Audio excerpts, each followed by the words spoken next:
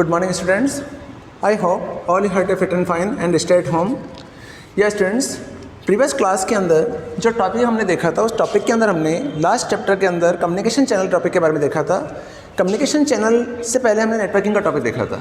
तो नेटवर्किंग के अंदर मैंने बताया था कि नेटवर्क का मीन हम पढ़ चुके हैं और देख चुके हैं कि नेटवर्किंग होती क्या है। तो हम जानते हैं कि नेटवर्क का मीनिंग होता है कि जब किसी भी इंटरफेस के अंदर या किसी भी एरिया के अंदर, वो एरिया भले स्मॉल एरिया हो या लार्ज एरिया हो, किसी भी एरिया के अंदर अगर हम किसी भी डिवाइसेस के बीच में कोई कम्युनिकेशन करना चाहते हैं, डेटा का ट्रांसमिशन करना चाहते हैं या आपस में कोई कोऑर्डिनेशन करना चाहते हैं, तो कोऑर्डिनेशन करने के लिए जिस भी टूल या जिस इंटरफेस का हम यूज करते हैं उस इंटरफेस को हम कहते हैं नेटवर्किंग।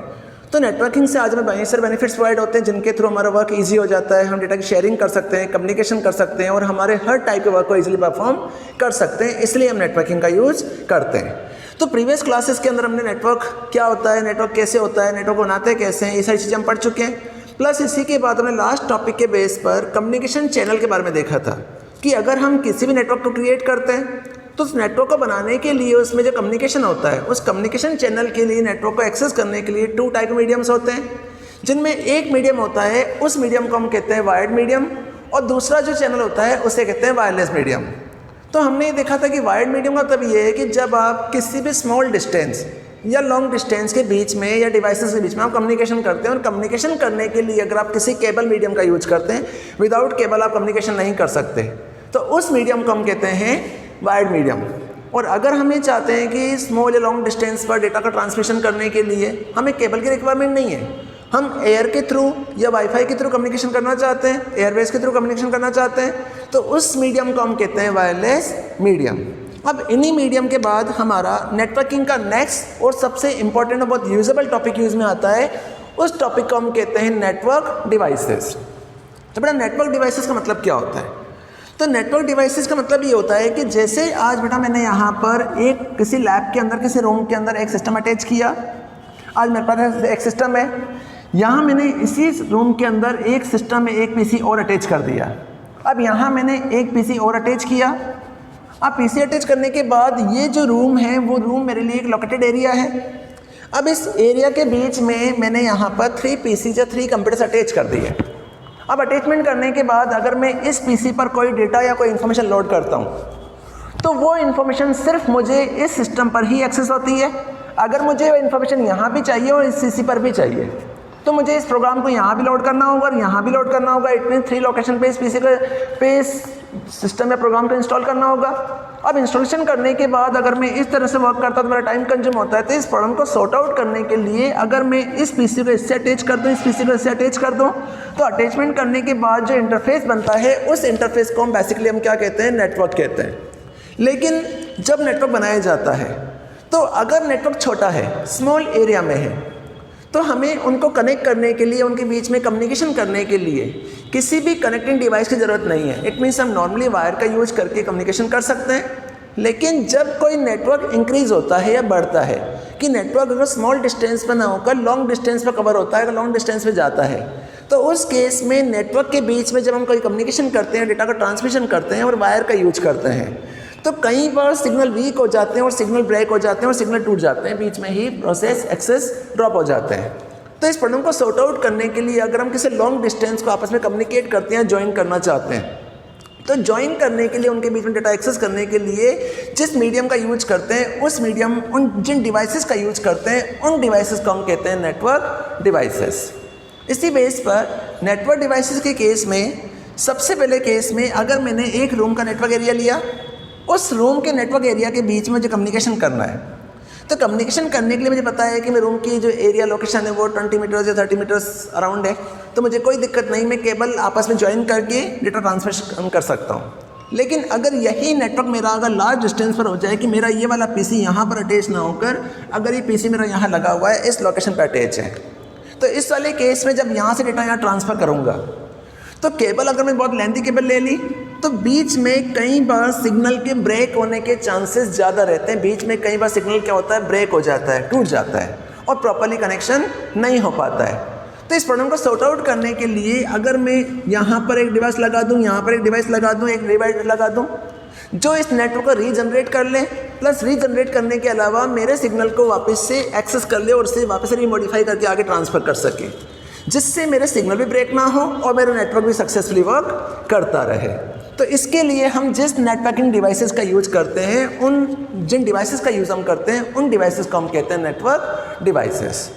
इसी बेस पर आज मार्केट में किसी भी नेटवर्क को बनाने के लिए जो नेटवर्क डिवाइसेस आती है, उन डिवाइसेस का रिक्वायरमेंट के बेस पर मल्टीपल कैटेगरीज में डिवाइड किया हुआ है। मल्टीपल टाइप की नेटवर्क डिवाइसेस यूज़ में आती है, जिनका डिफरेंट वर्क होता है, डिफरेंट एरिया के अकॉर्डिंग उसका यूज़ किया जाता है। कि जैसे हमने प्रीवियस क्लास के अंदर कम्युनिकेशन चैनल देखा था, तो उस कम्युनिकेशन चैनल में हमने देखा था कि हम वायर्ड मीडियम का यूज़ भी कर सकते हैं, वायरलेस मीडियम का यूज़ भी कर सकते हैं। प्लस इसके अलावा अगर हम वायर्ड मीडियम का यूज़ कर रहे हैं तो कोएक्सियल केबल का यूज़ भी कर सकते हैं, ट्विस्टेड पेयर केबल का यूज़ भी कर सकते हैं और FOC का यूज़ भी कर सकते हैं। लेकिन जिस केबल से हमारा वर्क फास्ट हो रहा है तो उससे हमारी एफिशिएंसी बनेगी, इसलिए हम वर्क को फास्टली एग्जीक्यूट कर पाएंगे, इसलिए उस मीडियम को हम यूज़ करते हैं। उसी टाइप से जब आप कोई नेटवर्क बनाते हैं तो हर नेटवर्क का अपना एक एरिया होता है, अपनी एक लोकेशन होती है। इसी लोकेशन के बेस पर इन नेटवर्क डिवाइसेस को मल्टीपल सेक्शन में डिवाइड किया हुआ है। उन्हीं डिवाइसेस में सबसे पहली जो डिवाइस यूज़ में आती है नेटवर्क कनेक्ट करने की, सबसे पहली जो डिवाइस यूज़ में आती है उस डिवाइस को हम कहते हैं NIC। NIC का मीनिंग होता है नेटवर्क इंटरफेस कार्ड। कि सबसे पहले नेटवर्किंग डिवाइस यूज़ में आती है, कनेक्टिंग डिवाइस यूज़ में आती है, उस डिवाइस को हम कहते हैं NIC, that is a network interface card. क्योंकि अगर किसी भी सिस्टम में NIC नहीं होगा, नेटवर्क इंटरफेस कार्ड नहीं होगा, तो आप कभी भी नेटवर्किंग नहीं कर सकते उस सिस्टम के थ्रू। जहां आपने देखा होगा कि जब आप किसी लैपटॉप में या किसी डेस्कटॉप में जहां लैन केबल अटैच करते हैं, जो उसका लेंदी पोर्ट होता है, उस पोर्ट में जो कार्ड लगा होता है उसी कार्ड को हम कहते हैं NIC card, network interface card. तो होता क्या है, तो NIC is a device that is attached to each of the work station and the server. कि NIC एक्चुअली एक ऐसी डिवाइस होती है जो हर वर्क स्टेशन और हर सर्वर पर अटैच होती है and help work station establish the all important connection with the network. Each NIC card that is attached to a work station has a unique number identifying it which is known as a node address. कि इसका मतलब ये हो गया कि आज जैसे मैंने कोई नेटवर्क बनाया, उस नेटवर्क के अंदर मेरे पास एक कंप्यूटर है। अब इस कंप्यूटर के अलावा मेरे पास उसी एरिया के अंदर एक कंप्यूटर और है और यहाँ पर मेरे पास एक कंप्यूटर और है। अब मैं अगर इस कंप्यूटर से डेटा यहाँ डिलीवर करना चाहता हूँ और यहाँ से यहाँ डिलीवर करना चाहता हूँ, तो हम ये जानते हैं कि जब नेटवर्क बनाया जाता है तो उस नेटवर्क स्मॉल भी हो सकता है और नेटवर्क लार्ज भी हो सकता है।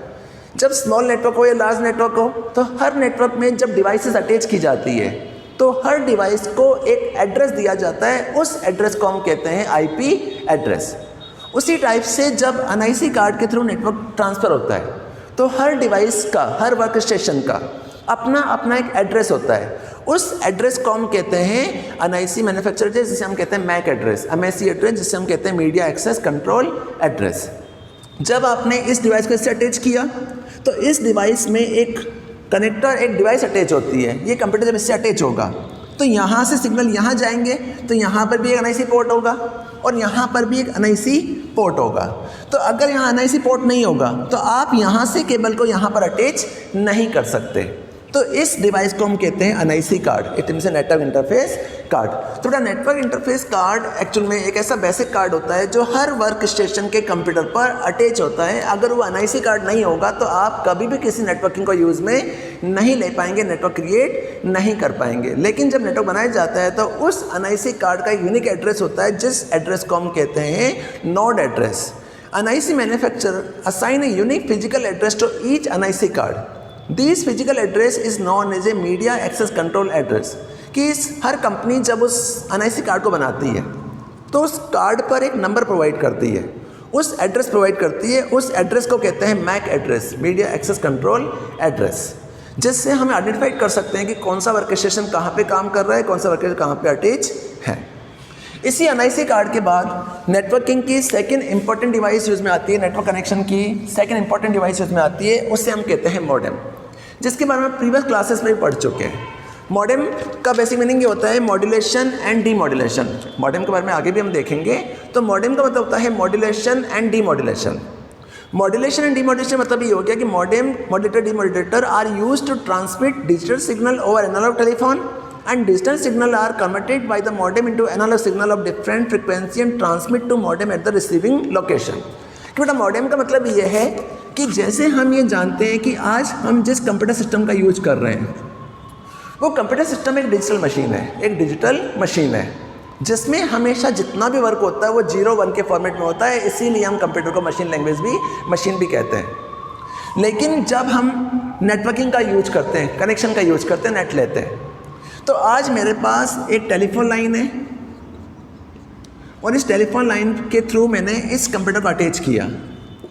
अब अटैच करने के लिए जो सिग्नल मेरे पास आ रहे हैं, वो सिग्नल जब टेलीफोन लाइन में जा रहे हैं तो बेसिकली सिग्नल जो होते हैं वो 2 टाइप के होते हैं। एक सिग्नल होता है एनालॉग सिग्नल, एक होता है डिजिटल सिग्नल।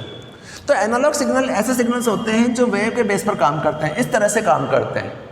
तो इन सिग्नल को हम कहते हैं एनालॉग सिग्नल, जिसकी फ्रिक्वेंसी कभी हाई कभी लो, कभी हाई कभी लो होती रहती है। लेकिन दूसरे जो सिग्नल्स होते हैं उन्हें कहते हैं डिजिटल सिग्नल। तो डिजिटल सिग्नल जो होते हैं वो इस तरह से काम करते हैं, जिनकी फ्रिक्वेंसी हमेशा 0 और 1 के थ्रू मेज़र की जाती है कि फ्रिक्वेंसी अगर यहाँ तो 0 यहाँ 1 होगी, यहाँ 0 हो जाएगी, वापस 1 होगी, वापस 0 होगी, वापस 1 होगी, वापस 0 होगी। तो इस तरह से सिग्नल काम करते हैं। इन सिग्नल को हम कहते हैं डिजिटल सिग्नल, इन सिग्नल कहते हैं डिजिटल सिग्नल। तो ये सिग्नल जो आ रहे हैं, इन सिग्नल को हम कहते हैं एनालॉग सिग्नल, जो वेव के बेस पर काम करते हैं, जिनकी फ्रिक्वेंसी के बेस पर मेज़र किया जाता है। कभी इनकी फ्रिक्वेंसी हाई होती है, कभी इनकी फ्रिक्वेंसी लो होती है। तो इसी बेस पर जो दूसरे सिग्नल होते हैं उन्हें कहते हैं डिजिटल सिग्नल। तो आज हम जब कंप्यूटर सिस्टम का यूज कर रहे हैं, तो कंप्यूटर सिस्टम एक इलेक्ट्रॉनिक मशीन है।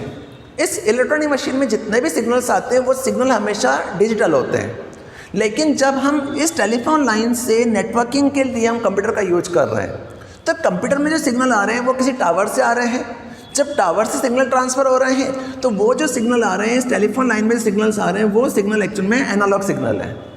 जब ये एनालॉग सिग्नल इस टेलीफोन लाइन से निकलकर इस कंप्यूटर में जाएंगे, तो जैसे ये एनालॉग सिग्नल इस कंप्यूटर में जाएंगे तो ये कंप्यूटर इन एनालॉग सिग्नल को समझता ही नहीं है कि आखिर ये सिग्नल आ कहाँ से रहे हैं, उनको एक्सेस नहीं कर पाता है।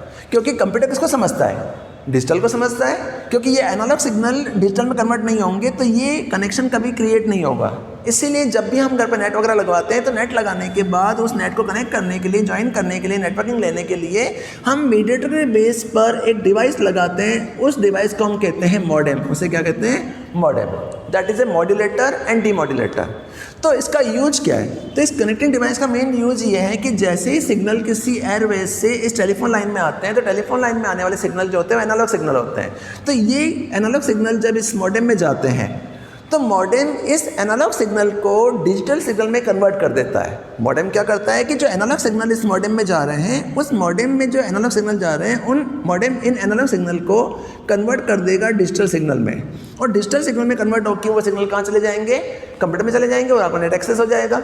लेकिन जब वापस से इस कंप्यूटर से सिग्नल हम ट्रांसफ़र करेंगे और किसी और सिस्टम पर सेंड करेंगे, तो यहाँ से जो सिग्नल निकलते हैं वो सिग्नल होते हैं डिजिटल। तो डिजिटल सिग्नल जब मॉडेम में जाएंगे तो मॉडेम क्या कर देगा? इन डिजिटल सिग्नल को वापस से एनालॉग में कन्वर्ट कर देगा। क्योंकि टेलीफोन लाइन किसको समझती है? एनालॉग को समझती है। तो इस केस में टेलीफोन लाइन से सिग्नल आ रहे हैं, जो एनालॉग सिग्नल आ रहे हैं वो डिजिटल में कन्वर्ट होते हैं और डिजिटल सिग्नल जो आ रहे हैं उन्हें एनालॉग में कन्वर्ट किया जाता है। तो इसी बेस पर modem is a demodulator and modulator used to transmit digital signal over analog telephone. Digital signal are converted by the modem into analog signal of different frequency and transmit to modem at the receiving location. The receiving modem perform the reverse transmission and provide digital output to device connected to the modem. कि जब analogue signal digital signal में जाते हैं तो इस process को हम कहते हैं मॉड्यूलेशन. इसे कहते हैं मॉड्यूलेशन. वापस जब इस टेलीफोन कंप्यूटर सिस्टम से जब टेलीफोन लाइन पर सिग्नल ट्रांसफर होते हैं, मतलब डिजिटल सिग्नल में एनालॉग में कन्वर्ट होते हैं, तो इन्हें कहते हैं डीमॉड्यूलेशन. तो इसी वजह से मॉडेम को कहते हैं मॉड्यूलेटर एंड डीमॉड्यूलेटर. तो ऐसे डिवाइसेस जो किसी भी एनालॉग सिग्नल को डिजिटल में कन्वर्ट करते हैं और डिजिटल सिग्नल को एनालॉग में कन्वर्ट करते हैं, तो उस डिवाइस को हम कहते हैं modem. That is a modulator and demodulator. तो नेटवर्किंग को ज्वाइन करने के लिए, नेटवर्क बनाने के लिए सबसे पहले हमें मॉडेम की रिक्वायरमेंट होती है. अगर मॉडेम नहीं होगा तो आप कभी भी कनेक्शन क्रिएट नहीं कर पाएंगे, कभी भी नेटवर्किंग का यूज़ नहीं कर पाएंगे. तो इससे कहते हैं मॉडेम. इसी मॉडेम डिवाइस के बाद नेटवर्किंग डिवाइसेस के अंदर नेटवर्क को कनेक्ट करने के लिए अदर बहुत सारी डिवाइसेस होती है. उन्हीं डिवाइसेस में नेक्स्ट एक डिवाइस यूज़ में आती है, उसे कहते हैं हब. हब का यूज क्या होता है हम प्रीवियस क्लास में पढ़ चुके हैं. बट हब का मतलब ये है कि hub is a networking device having multiple port that are use for connecting multiple computer और segment of a LAN together. इसका मतलब क्या है? इसका मतलब ये है कि जैसे प्रीवियस क्लासेस के अंदर हमने नेटवर्किंग की टेक्नोलॉजीज या टोपोलॉजी देखी थी। उस टोपोलॉजी में मैंने आपको बताया था कि अगर